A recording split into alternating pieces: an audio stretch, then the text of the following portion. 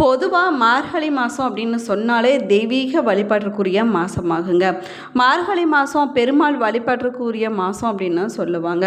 ஆனால் இந்த மார்கழி மாதம் சிவ வழிபாட்டுக்கு உகந்த மாதமாகுங்க. இந்த மார்கழி மாதத்தில் தான் பெருமாளுக்கு வைகுண்ட ஏகாதசி விழாவானது கொண்டாடப்படுது. அதே போல் சிவபெருமானுக்கு ஆருத்ரா தரிசனமானது நடத்தப்படுதுங்க. சிவன் கோவில்களில் நடக்கக்கூடிய மிக முக்கியமான உற்சவங்களில் இதுவும் ஒன்றாக சொல்லப்படுது. இந்த ஆருத்ரா தரிசனம் எதற்காக கொண்டாடப்படுது? திருவாதிரை நட்சத்திரம் எப்படி சிவபெருமானுக்குரிய நட்சத்திரமாக மாறியது? அதே போல் ஆருத்ரா தரிசனம் 2026ஆம் ஆண்டு உத்தரகோச மங்கையில் எப்பொழுது தொடங்குகிறது என்பதை பற்றி தாங்க இந்த பதிவில் நம்ம விரிவாக பார்க்க போகிறோம். வீடியோவை ஸ்கிப் பண்ணாமல் முழுசாக பாருங்கள். நம்ம சேனலை இப்போ தான் ஃபர்ஸ்ட் டைம் பார்க்குறீங்க அப்படின்னா நம்ம சேனலை சப்ஸ்கிரைப் பண்ணலன்னா சப்ஸ்கிரைப் பண்ணிக்கோங்க. இருக்கிற பெல் ஐக்கானையும் ப்ரெஸ் பண்ணிக்கோங்க. உங்களுக்கு ஜோதிட ரீதியாக சந்தேகம் இருந்தாலும் சரிங்க, தனிப்படையாக ஜோதிடம் பார்க்க விரும்பினாலும் சரி, இந்த வீடியோக்கு கீழே டிஸ்கிரிப்ஷனில் வராகியம்மன் ஜோதிட நிலையத்தோட தொலைபேசி எண் கொடுத்துருக்குறேன். இந்த எண்ணுக்கு தொடர்பு கொண்டு பேசி பாருங்கள். உங்கள் பிரச்சனைகளுக்கு சரியான தீர்வு கிடைக்குங்க. உங்களுக்கு சிவபெருமான் பிடிக்கும் அப்படின்னா ஓம் நமச்சிவாய என்ற வாசகத்தை மறக்காமல் கமெண்ட் பாக்ஸில் 3 முறை பதிவிடுங்க. வாங்க வீடியோக்குள்ளே போகலாம். அபிஷேக பிரியரான சிவபெருமானுக்கு தினமும் பலவிதமான பொருட்களால் அபிஷேகமானது நடத்தப்படுவது வழக்கமாகுங்க. ஆனால் சிவபெருமானின் நடராஜர திருமேனிக்கு வருஷத்தில் 6 முறை மட்டுமே அபிஷேகமானது நடத்தப்படுது. அப்படி மார்கழி மாதத்தில் சிறப்பு அபிஷேகம் நடத்தப்படக்கூடிய உற்சவம் ஆருத்ரா தரிசனமாக கொண்டாடப்பட்டு வருதுங்க. முதல் சிவன் கோவில் என்றும் உலகத்திலேயே மிகப்பெரிய மரகத நடராஜர் இருக்கக்கூடிய கோவில் என்ற சிறப்பையும் பெற்றது திரு உத்தரகோச மங்கை திருத்தலத்தில் அமைஞ்சிருக்கக்கூடிய மங்களநாதர் திருக்கோவிலாகுங்க. இந்த கோவில் பார்த்தீங்கன்னா ரொம்பவே சிறப்பு வாய்ந்ததாக சொல்லப்படுது. அதே போல் இந்த ஆலயத்தில் சிறப்பாக நடைபெறக்கூடிய உற்சவங்கள்லாம் மார்கழி மாதத்தில் நடைபெறக்கூடிய ஆருத்ரா தரிசனம் மிக முக்கியமான ஒன்றாகவும் சொல்லப்பட்டிருக்குதுங்க. வருஷத்தில் எல்லா நாட்களிலுமே சந்தன காப்பு செய்யப்பட்டு காட்சி தரக்கூடிய நடராஜ பெருமான ஆருத்ரா தரிசன நாளில் மட்டுமே மரகத திருமேனியாக நம்மளால் தரிசனம் செய்ய முடியுங்க. இந்த மார்கழி மாதத்தில் வரக்கூடிய சிவபெருமானுக்குரிய திருவாதிரை நட்சத்திர நாளில் நடராஜ பெருமானுக்கு நடத்தப்படக்கூடிய சிறப்பு அபிஷேக ஆராதனைகளுக்கு ஆருத்ரா தரிசனம் என்று பெயராகுமாங்க. வருஷத்தில் 6 முறை மட்டுமே நடராஜருக்கு திருமஞ்சனமானது செய்யப்படுது. அதில் மிக முக்கியமானதாக சொல்லக்கூடிய திருநாள் பார்த்தீங்கன்னா ஆருத்ரா தரிசன நாளாகுங்க. இந்த விழா பார்த்தீங்கன்னா அனைத்து சிவன் கோவில்களுமே ரொம்பவே விசேஷமான செய்யப்படுது. அப்படின்னாலும் உத்தரகோச மங்கையில் நடக்கக்கூடிய ஆருத்ரா தரிசனம் ரொம்பவே விசேஷமானதாகுங்க. இந்த நாளில் மரகத நடராஜர் தரிசிக்க ஏராளமான பக்தர்கள் உத்தரகோச மங்கைக்கு வருவாங்க அப்படின்னு சொல்லப்படுது. மேலுமே பார்த்தீங்கன்னா 2026ஆம் ஆண்டில் ஆருத்ரா தரிசனம் ஜனவரி 3ஆம் தேதி சனிக்கிழமை அன்னைக்கு நடைபெற இருக்குதுங்க. இதற்காக ஜனவரி 2ஆம் தேதி காலை 8 முதல் 9 மணிக்குள்ளான நேரத்தில் மரகத நடராஜருக்கு சந்தனமானது கலைக்கப்பட்டு மரகத திருமேனியாக காட்சியளிக்கிறாரு.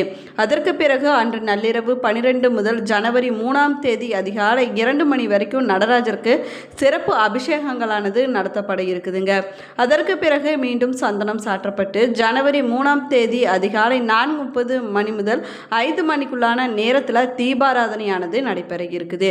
அதற்கு பிறகு ஜனவரி 3ஆம் தேதி இரவு வரை சந்தனம் சாத்தப்பட்ட திருமேனியுடன் நடராஜ பெருமான் காட்சியளிப்பாருங்க. ஆருத்ரா தரிசன நாளில் சிவபெருமானுக்கு திருவாதிரை களியானது படைக்கப்படுவது ரொம்பவே விசேஷமாக சொல்லப்படுதுங்க. ஆதியும் அந்தமும் இல்லாத பரம்பொருளாக சொல்லக்கூடிய சிவபெருமானுக்கு உரிய நட்சத்திரம் திருவாதிரையாகுங்க. மற்ற தெய்வங்கள் எல்லாத்துக்குமே ஜெயந்தி விழா கொண்டாடினாலும் சிவபெருமானுக்கு அப்படி கொண்டாடுவதான் இல்லைங்க. பிறப்பு இறப்பு இல்லை என்று சொல்லக்கூடிய ஈசனுக்கு திருவாதிரை நட்சத்திரத்திற்கும் என்ன தொடர்பு? ஆருத்ரா தரிசனம் எதற்காக நடத்தப்படுது? எல்லா சிவன் கோவில்கள்லையும் அதில் குறிப்பாக நடராஜருக்கு உரியதாக இது சொல்லப்படுவது ஏன் என்பதை பற்றி பார்க்கலாம் வாங்க. 27 நட்சத்திரங்கள் திரு என்று சிறப்பித்து சொல்லக்கூடியது சிவபெருமானுக்கு உரிய திருவாதிரையாகுங்க. மற்றொன்று பெருமாளுக்குரிய திருவோண நட்சத்திரம். இந்த 2 தாங்க. தமிழ் மொழியில் திருவாதிரை என்று சொல்லும்போது நட்சத்திரத்திற்கு வடமொழியில் ஆர்த்தரா என்று பெயராகுமாங்க. மார்கழி மாத திருவாதிரை நட்சத்திர நாளில் எல்லா சிவன் கோவில்களிலுமே ஆருத்ரா தரிசனமானது சிறப்பாக நடைபெறும் அப்படின்னும் சொல்லப்படுது. அதாவது பிறவா யாக்கை பெற்றோன் பெரியோன் என்ற சங்க இலக்கியமான சிலப்பதிகாரம் சிவபெருமான குறிக்குதுங்க. சிவபெருமானின் நட்சத்திரம் திருவாதிரையானது எப்படி என்பதை பற்றி ஒரு புராண கதை இருக்குதுங்க. அது என்னன்னு பார்க்கலாம் வாங்க. சேந்தனார் வீட்டுக்கு களி சாப்பிடுவதற்கு நடராஜ பெருமான் வந்த அந்த நாள் ஒரு மார்கழி மாத திருவாதிரை நாளாகுங்க. இதை உணர்த்தக்கூடிய வகையில் இன்றுமே ஆதிரை நாளில் தில்லை நடராஜ பெருமானுக்கு களி படைக்கப்படுது. இதனால சிவபெருமானின் நட்சத்திரம் திருவாதிரையாக சொல்லப்படுதுங்க. ஒரு காலத்தில் திரேத யுகா என்ற பெண் பார்வதி தேவியோட தீவிர பக்தையாக இருந்திருக்கிறாங்க. திரேதயுகாவுக்கு திருமணமானது நடைபெற்றிருக்குதுங்க. அந்த காலத்தில் திருமணமான 4வது நாளில் தான் சாந்தி முகூர்த்தமானது நடக்குமாங்க. ஆனால் திருமணமான 3வது நாளிலேயே திரேதயுகாவின் கணவரானவர் இறந்திருக்கிறாரு. இந்த செய்தியை கேட்ட திரேதயுகா கலங்கி துடிச்சிருக்கிறாங்க. உடனே பார்வதி தேவியிடம் உன்னுடைய பக்தையான என்னை இப்படி சோதிக்கலாமா, உன்னை இவ்வளவு காலம் வணங்கி என்ன பயன் என்று கதறி அழுதிருக்கிறாங்க. அப்போது கைலாயத்தில் சிவபெருமான் பக்கத்தில் அமர்ந்திருந்த பார்வதி திரேதயுகாவின் அலறலை கேட்டா அவள் கணவனுக்கு உயிர் பிச்சை அளிக்க சபதம் கொடுத்திருக்கிறாங்க. அவளது சபதத்தை கேட்டு அதிர்ந்து போன சிவபெருமான் உடனே யமலோகத்தை ஒரு பார்வை பார்த்திருக்கிறாரு. இதை கண்ட பதறி போன யமன் திரேதயுகாவின் கணவனுக்கு மீண்டும் உயிர் கொடுத்திருக்கிறாங்க. அதற்கு பிறகு பார்வதியும் பரமசிவனும் திரேதயுகாவுக்கு அவள் கணவனுக்கும் தரிசன காட்சி கொடுத்து ஆசீர்வாதம் செஞ்சிருக்கிறாங்க. இந்த நிகழ்ச்சி ஒரு மார்கழி மாத திருவாதிரை நட்சத்திர நாளில் தான் நடந்துச்சு அப்படின்னும் சொல்லப்படுதுங்க. இந்த தரிசனத்திற்கு ஆருத்ரா தரிசனம் என்று பெயர் வந்ததாகவும் சொல்லப்படுது. சேந்தனாருக்கு திரேதயுகாவுக்கும் நேரில் தோன்றி தரிசனம் தந்த அந்தந்த திருவாதிரை நட்சத்திர நாளே சிவபெருமானின் நட்சத்திரமாக மாறியதாக சொல்லப்படுதுங்க. அந்த நாளில் தான் ஆருத்ரா தரிசனமானது கொண்டாடப்படுது. இந்த நாளில் சிவனை மனமுருக நம்ம வேண்டிக் கொண்டோன்னா நமக்கு சிவன் தரிசனம் கிடைக்கும் அப்படின்னும் சொல்லப்படுதுங்க. அது மட்டும் இல்லாமல் சிவபெருமானுடைய அருளானது நமக்கு பரிபூர்ணமாக கிடைக்கும். சிவபெருமான் எத்தனையோ திருவிழாக்கள் நிகழ்த்தி இருந்தாலும் கூட தன்னுடைய பக்தர்களுக்காக தானே மனமிறங்கி வந்து அருள் செய்ததால் இந்த திருவாதிரை சிவபெருமானுக்கு உரிய நாளாக சொல்லப்படுதுங்க. இத்தனை சிறப்பு வாய்ந்த ஆருத்ரா தரிசனம் 2026ஆம் ஆண்டில் ஜனவரி 3ஆம் தேதி கொண்டாடப்பட இருக்குதுங்க. சிதம்பரம் நடராஜர் கோவிலில் இந்த விழாவானது சிறப்பாக கொண்டாடப்பட இருக்குது அப்படின்னு சொல்லப்படுதுங்க. மேலுமே தமிழகத்தில் மிக முக்கியமான சிவன் கோவில்களில் ஒன்று ராமநாதபுரம் மாவட்டத்தில் இருக்கக்கூடிய திரு உத்திரகோசை மங்கை திருத்தலம் ஆகுங்க. இந்த கோவிலில் வேறு எங்குமே இல்லாத சிறப்பாக மரகத கல்லாலான நடராஜர் சிலையானது அமைஞ்சிருக்குது. இந்த சிலை எப்பொழுதுமே சந்தன காப்பு செய்யப்பட்டு பாதுகாக்கப்படுது அப்படின்னு சொல்லப்படுதுங்க. வருஷத்துக்கு ஒரு முறை மட்டுமே ஆருத்ரா தரிசன நாள் மட்டுமே மரகத நடராஜர் சந்தன காப்பு கலைக்கப்பட்டு மகா அபிஷேகமானது நடத்தப்படுங்க.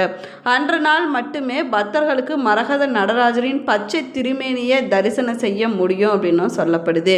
இந்த மரகத நடராஜர் சிலை உருவானது ஒரு சுவாரஸ்யமான கதையாகுங்க. அது என்னன்னு பார்க்கலாம் வாங்க. தமிழகத்தில் இருக்கக்கூடிய மிக முக்கியமான சிவன் கோவிலில் ஒன்று உத்திரகோச மங்கை மங்களநாதர் சுவாமி திருக்கோவில் ஆகுங்க. இதுவே உலகில் தோன்றிய முதல் சிவன் கோவில் அப்படின்னும் சொல்லப்படுது. உத்திரகோஷ மங்கையில் இந்த மரகத நடராஜர் சிலை உருவானதே எதிர்பாராத ஒரு நிகழ்ச்சியாக சொல்லப்படுதுங்க. ராமேஸ்வரம் செல்லக்கூடிய வழியில் மண்டபம் என்ற மீனவ கிராம பகுதியானது அமைஞ்சிருக்குது. இங்கு மரைக்காயர் என்ற மீனவர் வறுமையில் வாழ்ந்து வந்திருக்கிறாரு.